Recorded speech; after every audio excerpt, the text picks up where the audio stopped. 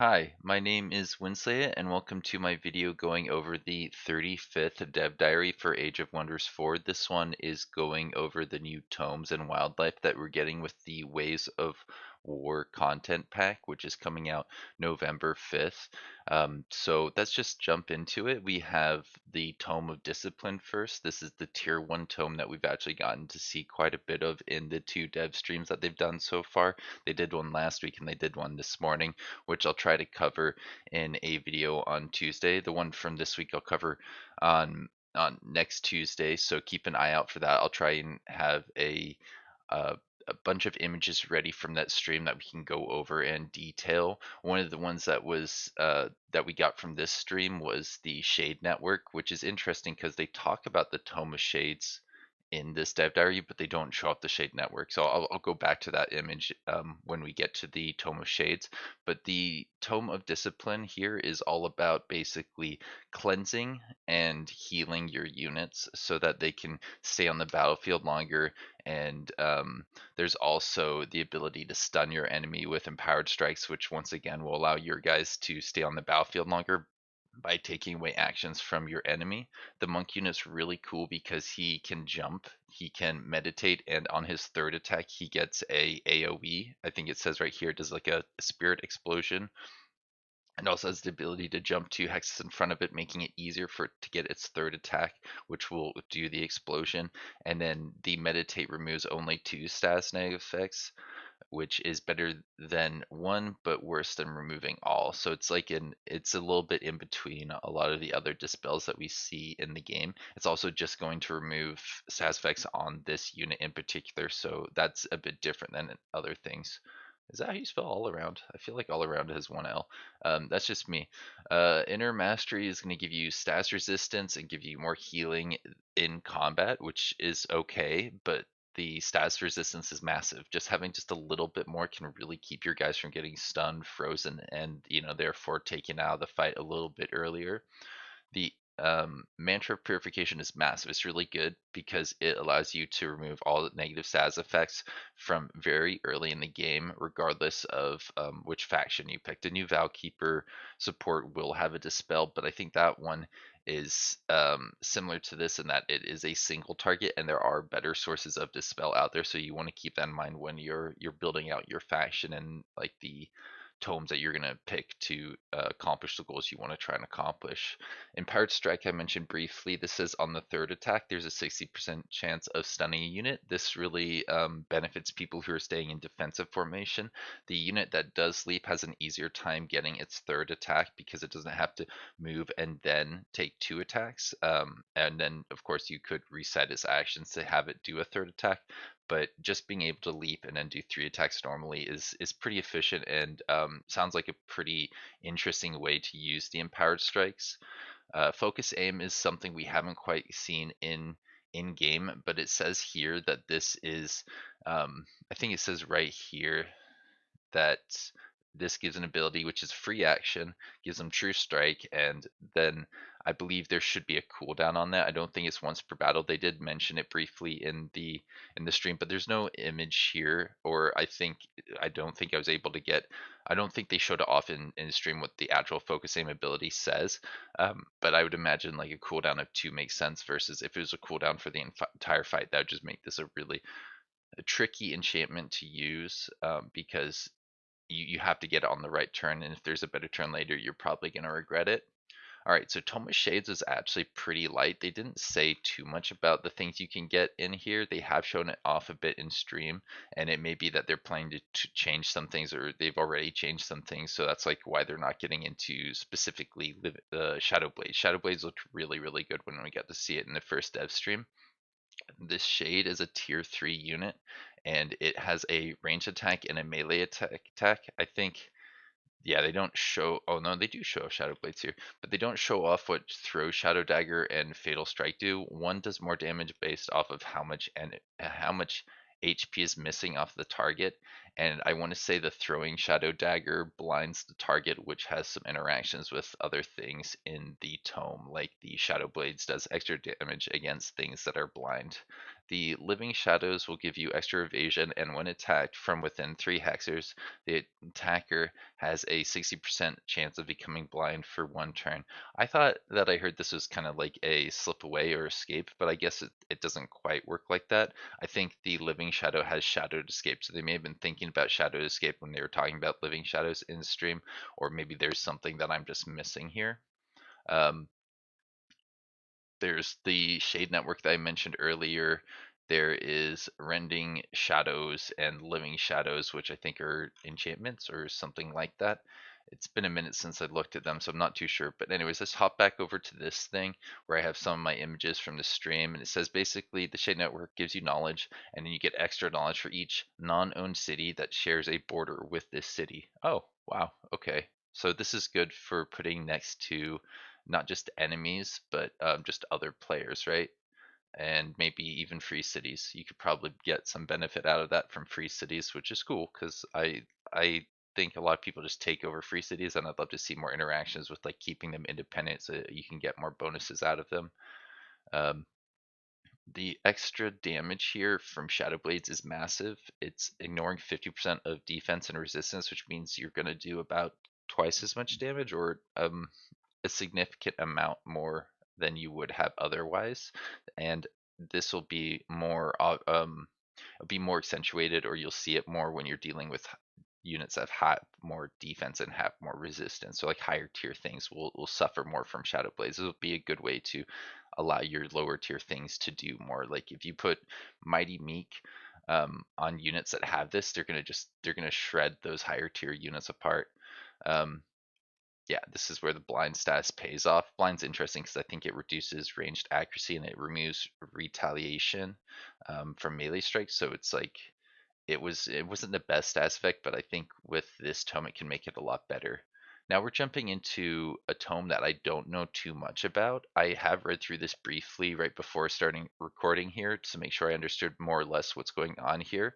But I don't think we get to see all of the things that you have in this tome. It's showing off 3 things and the building. The building's over here, so they didn't get to they do have Stabs of Grace. They don't have Grand Protection in here, and they don't have Summon, Grand Protection. There's one of them. Anyways, let's get into what we can see. The uh, shrine itself is going to allow you to build some of the new units that we're getting in this content pack, which is really cool because I was wondering, are these just going to be wildlife things? No, you can actually build a building kind of like the wildlife sanctuary, lets you build animals, and then once you build the Shrine of Prosperity, you can make either the Blessed Dragon, the Radiant Guardian, or the Righteous Judge, which are actually units that they show off later in the dev diary. So we'll talk more about that soon, but I want to go over what the rest of this tome does before we jump into those units. You have the ability to summon in a Prosperity Dragon, and I think that means you're going to have the ability to get a tier 2, a tier 3, a tier 4, and a tier 5 unit from this tome. Quite a lot of variety when it comes to options after you've gotten to this tier 4 tome. But one of the interesting things is Calamity basically has the antithesis. You can get a tier 2, a tier 3, a tier 4, and a tier 5 unit out of that tome, and the tier 2 through 4 they come through a shrine. The shrine also will give you extra stability for having farms or foresters. They'll give you extra food for having extra farms or foresters, and some of your food income is converted to gold, which is just generally pretty useful. We've seen, I think, a little bit about the Prosperity Dragon before, so I'm not going to talk about him here. I think I did show off the Mask of Prosperity and the Reign of Prosperity in one of my previous things, probably the first dev stream coverage. The Blessed Armor says that your units are going to get Inner Grace and Resistance. Once again, this isn't on all of your units. This is just on the ones that have this type. So it's not going to go on like your archers or your battle mages, but it'll go on a lot of your units, and it can go on things that are like summons, things that aren't considered like your starting race.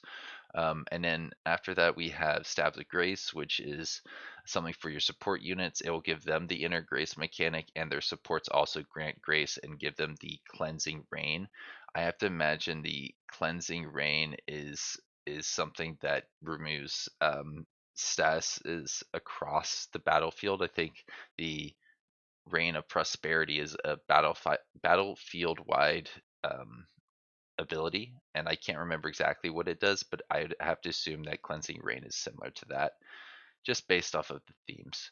So we could speculate on the ones they didn't get to. I think it was Gardens of Affluence and then Grand Protection are the thing that they don't show off here. But that we don't know more about it at this point, so I don't know if that's really worth doing. It does seem Cleansing Rain, which dispels negative stat effects on from friendly units and positive effects from enemy units in a 1 hex radius. So it's not what I was initially thinking. It's actually a 1 hex radius. It's good that I did a little extra reading. It additionally gives all support abilities a stack of grace in addition to their other effects. Yeah, not bad. Not bad at all. I think that's just talking about this point in here, not the Cleansing Rain ability. All right, now we can dive into the Tome of Calamity, which is, yeah, it's like the antithesis of the prosperity. You get you accursed fiend units, and there's something about ruin provinces. Did this see anything about the provinces that you get here? Wildlife, place, grace. No, I don't think it does. So this is going to be a ruin province type, and I believe I saw somebody saying that this is like desolate. It's interchangeable, so the ash sabertooth probably doesn't mind ruins at all. Ghostfire was in the game, but rarely used. It dealt 2 fire and 2 frost per stack, and it doesn't remove the frozen stats effect, which is massive because burning does, and now burning will turn into ghostfire. I think if you have a source of ghostfire, or if ghostfire is present, then it is just converted into the new, or not new, this status effect called ghostfire. So summon Calamity Dragon looks pretty much the same as the summon Prosperity Dragon, but their extra abilities are slightly different. They both have a rebuke. They both have a spike, which I'm sure have the same range and more or less the same damage. But the force mask of Calamity, I think, is something that affects enemies versus the mask of Prosperity. I think is something that helps friendlies, and then Ghostfire Storm, I think, is once again something that just kind of hurts the enemies, probably flies a lot of Ghostfire across the map, because I think the other one was a map-wide effect. Accursed Shrine is just saying that per Ruin Province, you get, wow, okay, yeah, Ash Sabertooth wants this really good, because you get a lot of stuff for Ruin Provinces. You get draft, food, gold, knowledge, mana, production, a little bit of everything. And when placed, it alters terrain into desolate. Yeah, so it's saying they're interchangeable. I think that people were asking about that, so the devs probably clarified that these things work the same way. Desolate will trigger the ruins province effect. This will also allow you to draft the units I mentioned earlier: the accursed ogre, the accursed blade, and the accursed trickster. Now, this is an offensive spell, and it's supposed to go on own provinces that it will ruin them. And then it's also talking about how you can recruit those units. Accursed Armors is going to make it so that it applies Ghostfire and Misfortune, and you get 2 defense on your units. Wait a minute, I didn't expect it to do all of that. I anticipated that it applied Ghostfires to people who attack them. Um, but I did not have any clue that it would have any interaction with Misfortune. That's really good because Misfortune is very nice. It does damage when people fumble. Instead of just like reducing their damage, it can actually make an enemy accidentally take itself out. So it's quite nice. The extra defense is good too. It's not just +1, it's +2 on all of these different types of units. Basically things that do melee attacks. The base physical range of the magic attacks of enchanted units can go up by using accursed projectiles. So it'll just be like Ghostfire +2 fire, +2 frost, and then it has the effect of it has the chance to apply the Ghostfire effect for 3 turns. These things are increased for non-repeating attacks. Yeah, that last bit is pretty typical for a lot of enchantments that affect your ability to do damage. So cursed armors, yes, this is what I was talking about. Misfortune, yeah, just as summarizing what I was saying, wildfire, or excuse me, not wildfire. That's Game of Thrones. Wildlife. So now it's just getting into what these units are and some of the things they do. The prosperity units are celestial dragons, so they actually have draconic rage. They have inspiring killer and control loss immunity just inherent to them. They have all of this on all of their prosperity units. So the Blessed Dragon has some Graceful Rain, a Spirit Blast, a defense mode because it is a support unit. That's pretty cool. It's gonna be able to ward the guys around it. I don't remember if we got to see much else about what this does, but I think Graceful Rain is just, it's like granting grace to either this unit or units in an AoE. I don't think that one's battlefield wide because this is just a tier 2 support. Now this unit is quite interesting. We have seen the Radiant Guardian. It has Radiant Transposition, which allows it to trade places with a friendly unit, and that's very good because you can use a friendly unit to go be aggressive and then like move them out of danger's way while putting a shield unit, this tier 3 shield unit, in that guy's place to just basically either hold a unit in place or just lock down that part of the battlefield. So, um, yeah, defense mode, switch places. It does a little bit of damage. It also has the ability to pacify enemies, which is massive. Pacify means that they can't attack on their next turn unless that status effect gets dispelled, which can happen. That is technically possible and something that I think you will see happen quite a bit in multiplayer when pacify when you see the pacified effect come up. It's quite powerful. It's like freezing a unit, but they can actually still move a little bit. They just can't do damage. Now we have the Righteous Judge, which is a tier 4, and this is going to have Zeal, powerful melee attack, play center defense under resistance. It has a free action that doubles damage against condemned enemy units. Whoa, okay. If double damage doesn't trigger, the target becomes condemned so that you can smite them harder next time you use this ability. That seems like a waste of the free action. That's a lot of extra damage potentially. So this is not a charge unit. It's got a melee strike here and a righteous judgment, which I think is, yeah, the one that does extra damage against things that are condemned. It could be that that is a charge strike. It looks a bit like a charge strike to me. It does a lot of damage. But I don't know, maybe I'm missing something. There's something here about honorable, and I don't remember seeing anything about that effect yet. Prosperity Dragon is saying basically, we got the long range attack, we got grace, we got the prosperity thing that it tells a little bit more about here. Transfers damage to this unit at a 35% reduction, and the linked unit and this unit both get a little bit grace, so they keep themselves on the battlefield a little bit longer. When linked, you recall the Mask of Prosperity, which breaks the link, and it heals 10 HP and gains a stack of regeneration, making the dragon not only great at support but also tough. Yeah, these guys are going to be really tricky to remove from the battlefield. So you got to, I think, use maybe status effects to keep them from getting actions off where it matters, and then just plan out your action economy so that you can keep more actions than they have. All right, so accursed fiend units, we are now seeing that fiends count as, we now have two tags for fiends. We have infernal fiends and accursed fiends. Infernal fiends are fiends that were in the game before this, and now we have this new accursed fiend type. Now, I'm not sure if there's much else in here. They're probably weak to different things. And then it's harder for melee attackers to be applied to accursed fiends because they have this special ghostfire thing. Which we can see is called a cursed body on this unit. The cursed ogre is a shock unit. I love shock units. I know a lot of people don't, but this thing, it sounds like a pretty good one if you can get it early enough. But of course, it's in a tier 4 tome, and you have to make a really nice building to get it. So I don't know if you're making this ogre when you get access to the ability to build it in your cities.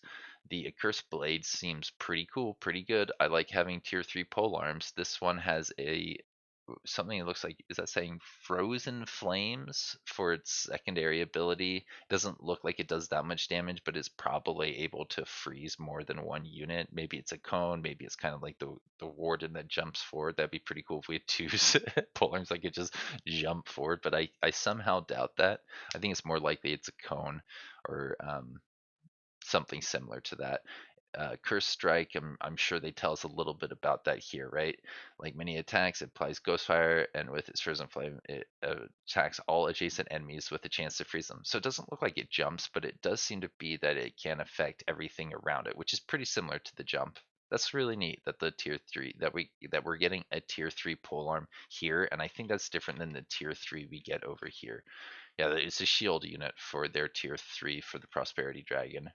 That's pretty different and fun for decision making, because they're not quite complete opposites here.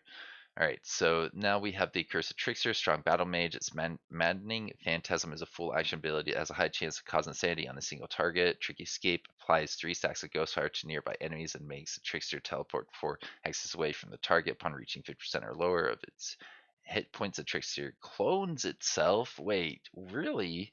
That sounds cool. It's like the Mimic, but probably better. The copy deals less damage, but acts like astral reflections in that if the original dies, the copy takes its place, and then I guess it doesn't have the reduced damage anymore. Wow, very cool. I like this in concept. I'm gonna have to try and play around with this unit a little bit.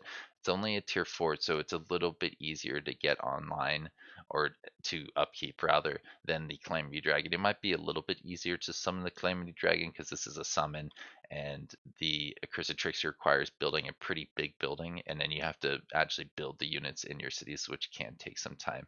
So what does it say about the Calamity Dragon? I'm going kind of quick here because we're past 20 minutes. Let me know if you feel like I'm missing anything important.